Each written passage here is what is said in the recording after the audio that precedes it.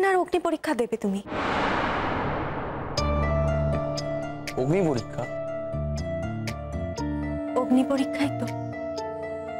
তোমাকে দেখে আমার মনে হয় এক সীতা অগ্নি পরীক্ষা দিয়েছিলেন, আর এক তুমি দিচ্ছ। এত কঠিন পরীক্ষা, জীবনে কেউ হয়তো এই পরীক্ষা দেওয়ার কথা কখনো ভাবতেই পারে না। তাহলে আমার কি করা উচিত ছিল? কি করা উচিত ছিল মিতুল? একজন ডক্টর হিসেবে আমি যদি তোমায় কিছু বলি, তুমি কি আমার কথা শুনবে আয়ুষ? কি বলবে তুমি? বলো, বলো না। শোনা না শোনা সেটা তো পরের ব্যাপার, তুমি আগে সাজেশনটা তো দাও। আয়ুষ, এবার তুমি তোমার নর্মাল জীবন কাটাও। নর্মাল? নর্মাল জীবন কাটাবো কি করে Mitu? How is it possible? পুতুলকে ছাড়া আমি নর্মাল জীবন কাটাবো কি করে সম্ভব? আমি এত অ্যানালিটিক্যালি কিছু বলিনি আয়ুষ।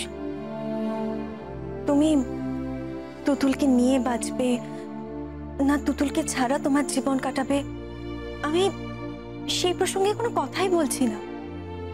আমি শুধু তোমাকে বলতে চাইছি যে এইভাবে একটা তুতুলের জন্য, একটা মানুষের জন্য তুমি অনেক মানুষকে বঞ্চিত করছো।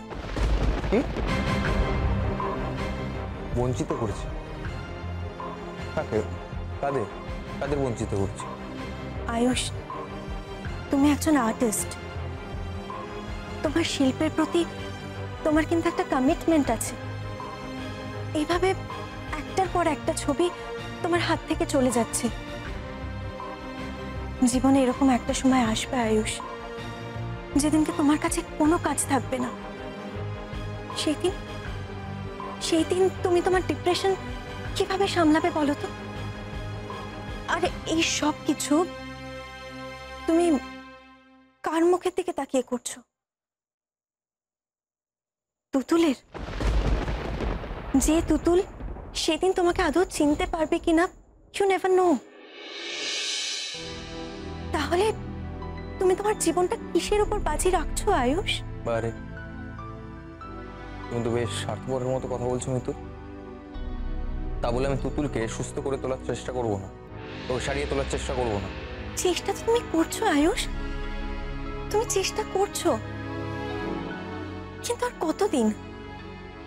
আর কতদিন তুমি শুধুমাত্র তুতুলকে ঘিরে এভাবে একা একা বাঁচতে পারবে বলো তো?